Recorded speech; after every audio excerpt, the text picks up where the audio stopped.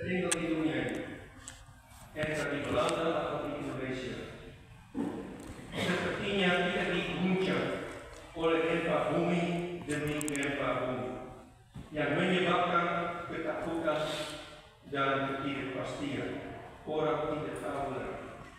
Orang putus asa, orang menjadi takut karena banyak sekali perubahan yang terjadi secara global, iklim, polusi, bencana lingkungan, geopolitik, perang, terorisme, migrasi, ekonomi dunia, pergeseran politik di bidang sosial, di bidang relasi, individualisme, sekularisme, kemiskinan, kesepian, tapi juga di bidang fisik, di bidang mental, masalah kesehatan, isu gender itu dalam bidang masyarakat urban, juga hal-hal digital dengan artificial intelligence.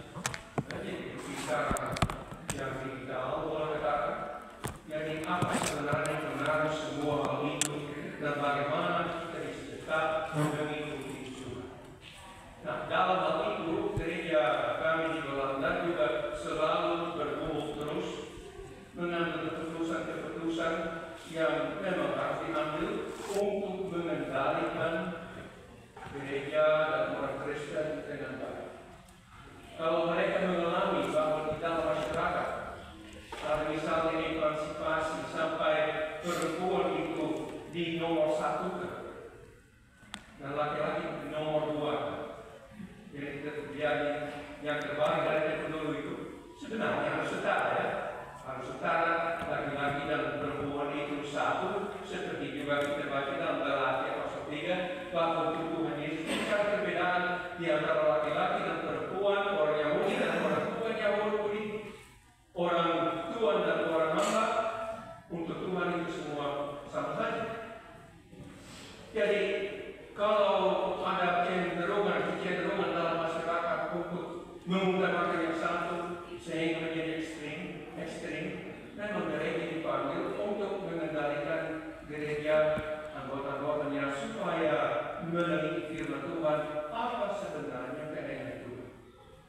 Hal itu juga terjadi terhadap orang-orang miskin. Bagaimana bisa kita membantu orang miskin? Nah, itu pasti di sini juga masalah. Tetapi masalah LHBTI juga tentang orang gender itu, ada orang homo, ada orang transgender, ada orang biseksual dan lain-lain sebagainya. Kita bisa belajar dalam arti mungkin kita sebagai orang Kristen juga terlalu yang mengesampingkan orang-orang seperti itu sampai mungkin mengusir mereka. Tetapi mereka lahir dalam keadaan itu, keadaan homo misalnya, mereka tidak memilih untuk menjadi homo, tetapi itu bawaan pada waktu lahir. Jadi bagaimana gereja memperlakukan mereka, menerima mereka, atau justru menganggap mereka orang dusta.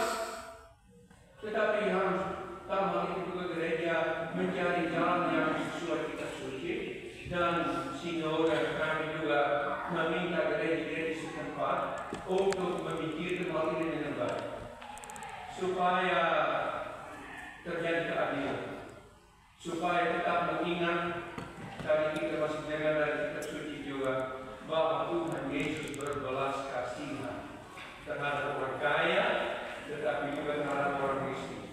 Dia minta orang kaya itu untuk membagikan kekayaannya kepada orang miskin, lalu mengikuti dia.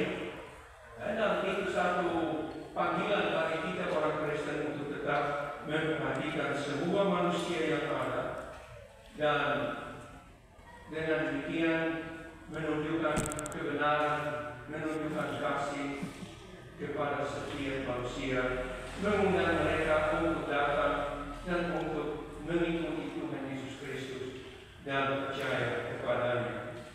Karena itu, akhir kata saya, itulah lagi, itu, ikan itu, Yesus Kristus adalah benar-benar anak Allah. Dan sebagai anak Allah, dia menjadi manusia, dia menjadi juru selamat dunia. Bukan juru selamat kita saja, juru selamat dunia. yang mau supaya kita sebagai orang Kristen mengikuti Yesus, khususnya untuk menjadi tugasnya, menjadi sarana untuk menyebarluaskan Injil yang baik kepada banyak orang, supaya mereka percaya dan bersama-sama dengan kita memuliakan nama Tuhan. Akhir kata saya mengucapkan selamat sidang tahun ini, dan saya